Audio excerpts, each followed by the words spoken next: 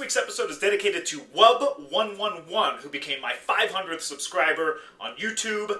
That is awesome. You totally deserve a hug. But since you're not here, I've created this avatar of you using an old Sting wrestling buddy, and I will now give you your well-deserved awkward man hug. Thanks, buddy. Thanks for becoming my 500th subscriber.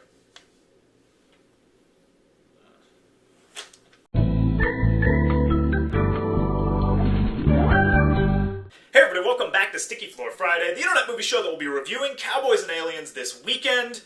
So consider this like an old school bonus episode to tide you over. We might as well start, though, with Cowboys and Aliens. And I gotta say, I'm always wary of movies that don't require you to ask any other questions about them after hearing the title. Snakes on a Plane, Hot Tub Time Machine, Clockwork Orange.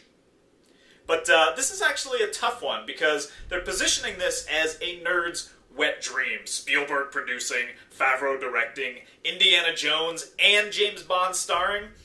I'm kind of feeling a little bit like Admiral Akbar right now.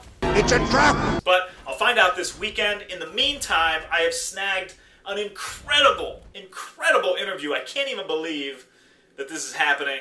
Don't even ask how it went down, but I have now on the phone to talk about Cowboys and Aliens and his whole career, Mr.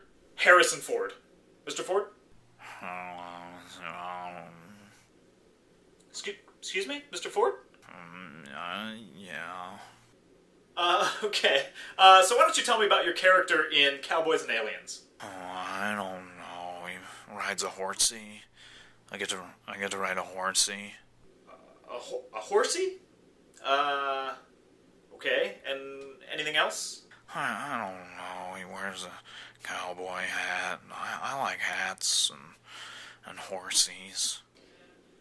Of course, a hat. Do you have any other requirements for a film other than a hat and a horsey? Well, or if they give me $20 million.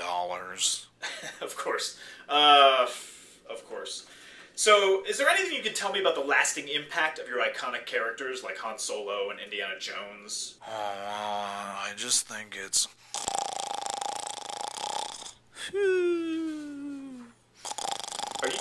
Are you sleeping? I guess so. Has anyone ever told you kind of sound like Eeyore? Oh, I don't know. Oh, God. Okay, is there anything that gets you excited? Yeah, when people question my work ethic. Yeah, but I mean, come on. I feel like you could probably work a little harder in your interview. I already work around the clock! Alright. One last question. Can you settle the debate? Did Han shoot first? Fuck you, nerd. Alright, next up we have Smurfs. A live-action Smurfs.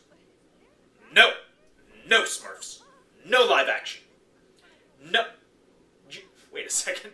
Can we play that clip back again? How do you like my new dress? Oh! Meet Smurfette. Did she just show everyone her Smurf-gina? You know what? Fuck these fucking Smurfs. I mean, sorry. Smurf these Smurfing fucks.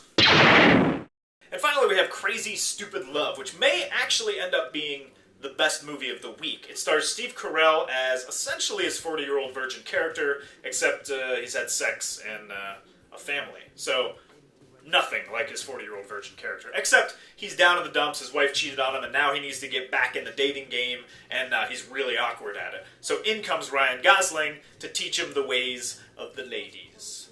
And this has the best shot to actually be Steve Carell's best movie in years. I mean, if you look at his recent live-action films, I've actually only sat through one of them in its entirety, and that was Dinner with Schmucks, and I think Paul Rudd had something to do with that. But all those other movies, I couldn't get through. And that's saying a lot, because I'll sit through almost anything. Like, a couple days ago, I sat through a Sci-Fi Channel movie called Mansquito.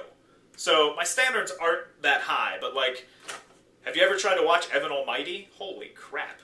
Now, Steve Carell is extremely talented, and he's really funny. Hell, he kept The Office afloat for years past its expiration date, and I'm really excited that this could get him back on top. So I think Crazy Stupid Love is a good bet.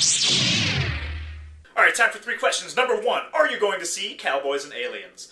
Number 2, Harrison Ford is a terrible interview. But doesn't that kind of make him more of a badass because he just doesn't give a shit?